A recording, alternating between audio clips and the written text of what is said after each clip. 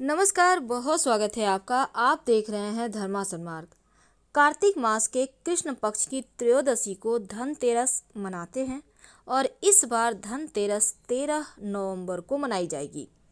वैसे हम अगर सनातन मान्यताओं की माने तो धनतेरस के दिन खरीदारी करना बहुत शुभ माना जाता है और ऐसा माना जाता है कि धन की वृद्धि होती है, 13 गुना शुभ फल देता है जो भी आज के दिन आप वस्तु खरीदेंगे। इस दिन खरीदारी करने से घर में सुख और शांति समृद्धि बनी रहती है। माँ लक्ष्मी का आशीर्वाद भी मिलता है क्योंकि धनतेरस के दिन भगवान धनवंतरी, कुबेर देव और माँ लक्ष्मी तीनों की ही पूजा होती है। इस दिन जो भी चीज़ आप खरीदें उसको भी रखकर पूजा जरूर कीजिएगा। इसको हम लक्ष्मी जगाना कहते हैं। धनतेरस के दिन कुछ ऐसी वस्तु है जो खरीदने से जीवन में अगर खुशियाँ लाता है तो कुछ ऐसी भी वस्तु है जिसको खरीदने से तकलीफ़ें बढ़ती है। तो ऐसे में आज जानेंगे धनतेरस के दिन क्या खरीदना चाहिए और क्या नहीं खरीदना चाहिए, किस चीज़ को खरीदने से बचना चाहिए। माँ लक्ष्मी अगर प्रसन्न हो जाए, देने पर आए तो जीवन में सब कुछ दे देती हैं। जिसको आपने कल्पना भी ना की हो, इतनी सारी खुशियाँ देती हैं। तो चलिए समझते हैं सबसे पहली वस्तु, और वो है गोमती चक्र। ये संपन्नता का प्रतीक माना जाता है। परिवार में सभी लोग स्वस्थ रहें, सुख शांति समृद्धि संपन्नता बनी रहे, इसके लिए धनतेरस के दिन कम से कम 5 या 11 गोमती चक्र जरूर खरीदें। हालांकि ये ज़्यादा महंगा नहीं आता है और इस गोमती चक्र को आप धनतेरस के दिन पूजा करिए, लेकिन मेन पूजा इसका दिवाली के दिन होगा जब आप माँ लक्ष्मी की पूजा करेंगे। वैसे धनतेरस में भी पोटली धन की बनाई जाती है, इसमें आप दे के पूजा कर सकते हैं। दीपावली के दिन जो मुख्य दिया जलेगा उसमें गोमती चक्र एक जरूर डालिएगा। बात करते हैं अगली वस्तु और वो है कौड़ी, जो माँ लक्ष्मी को बहुत ज़्यादा पसंद है। कौड़ी बहुत तरह की होते हैं, लेकिन जो पीला वाला कौड़ी है आप उसी को लाइएगा और माँ लक्ष्मी के लिए निमित्त उनके सामने उन्हें अर्पित करें, लाल कपड़े पर रख के। बाद में उठाकर इसको धन के स्थान पर रखिएगा। वैसे दीपावली की पूजा में भी इसकी पूजा करनी है। तीसरी वस्तु है चांदी का सिक्का। तो चांदी का सिक्का धनतेरस के दिन, खासकर अगर गणेश जी लक्ष्मी छपा हो तो जरूर खरीदना चाहिए, लेकिन अगर पहले से आपके पास है तो खरीदने की आवश्यकता नहीं है। इसी को आप अच्छे से साफ कर लें और फिर से पूजा कर सकते हैं। आप इस दिन कुछ भी खरीद सकते हैं, एक धातु का बर्तन ही खरीद लें, पर बर्तन खरीदने का विधान है। तो अगर सिक्का ले रहे हैं तो बर्तन लेना भी जरूरी नहीं है। पर एक बात ध्यान रखिएगा, जो भी बर्तन लाइएगा खाली मत लाइएगा।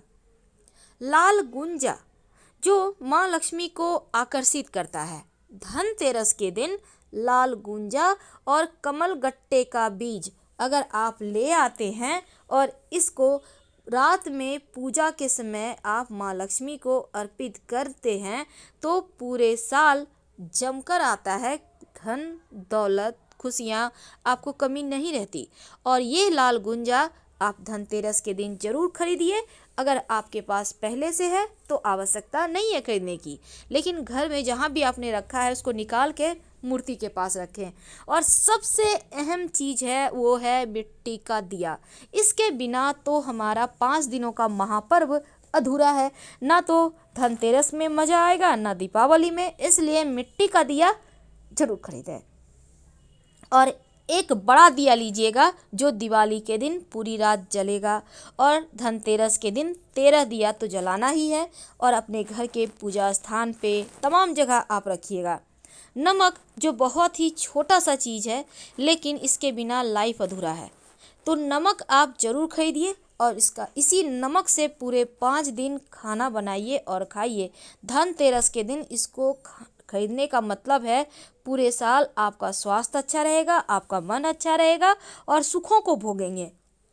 झाड़ू जो घर की नकारात्मक ऊर्जा को बाहर करता है, इसलिए धनतेरस के दिन झाड़ू खरीदना बहुत अच्छा माना जाता है।